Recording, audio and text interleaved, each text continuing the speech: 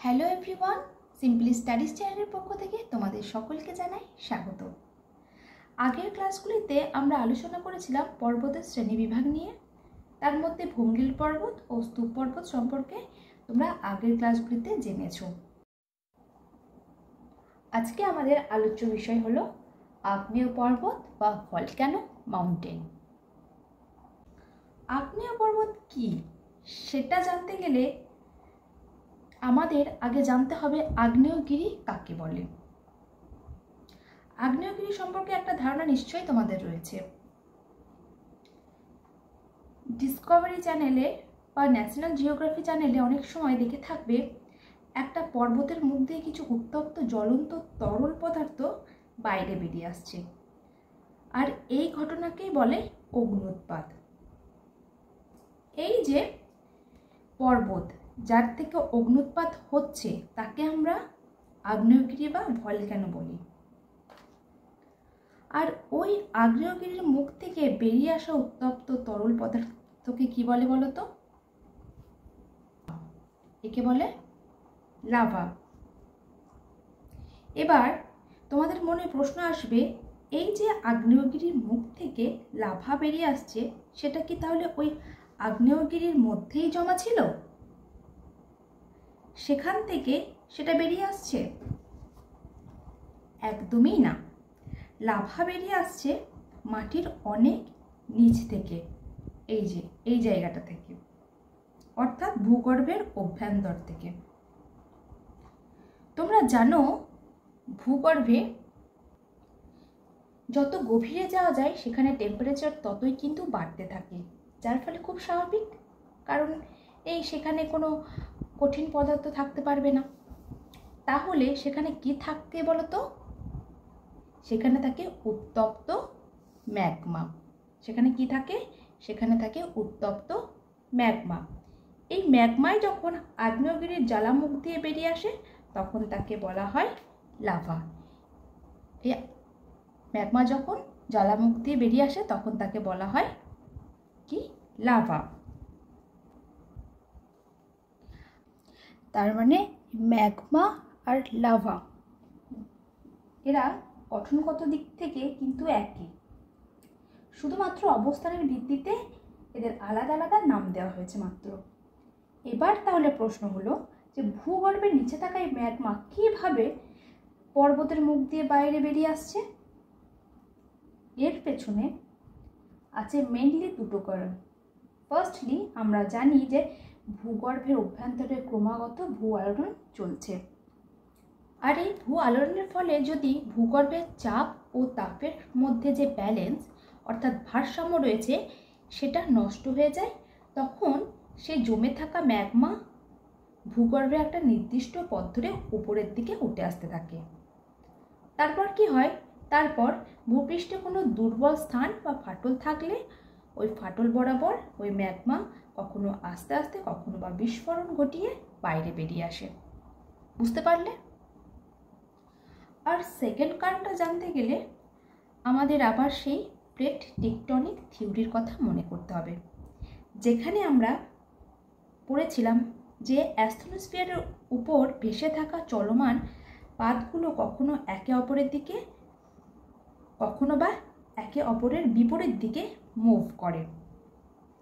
যখন একটা পাত অন্যটার দিকে দূরে সরে যায় তখন তাদের মধ্যে একটা দীর্ঘ ফাটল তৈরি হয়, আর সেই ফাটল বরাবর ভূ অভ্যন্তরে থেকে ম্যাগমা বাইরে বেরিয়ে আসে।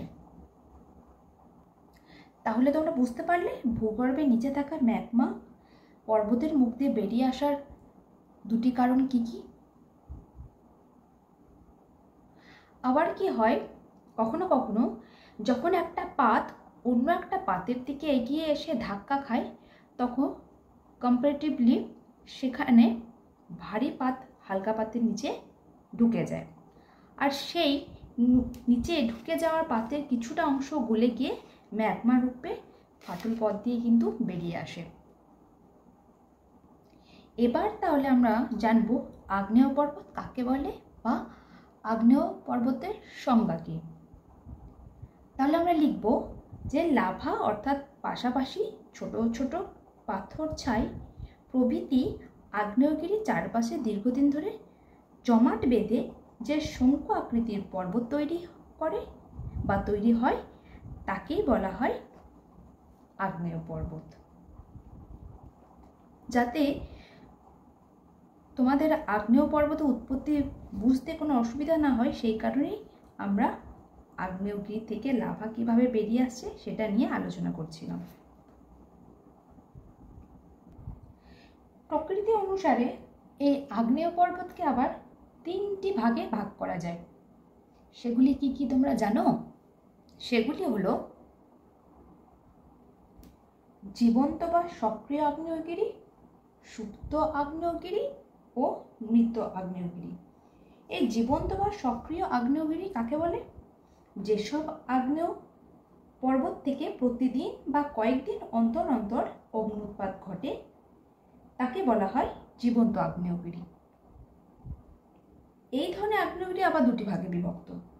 সেগুলি কি কি? এটা অবিরাম ও সবিরাম। অবিরাম আগ্নেয়গিরি কাকে বলে?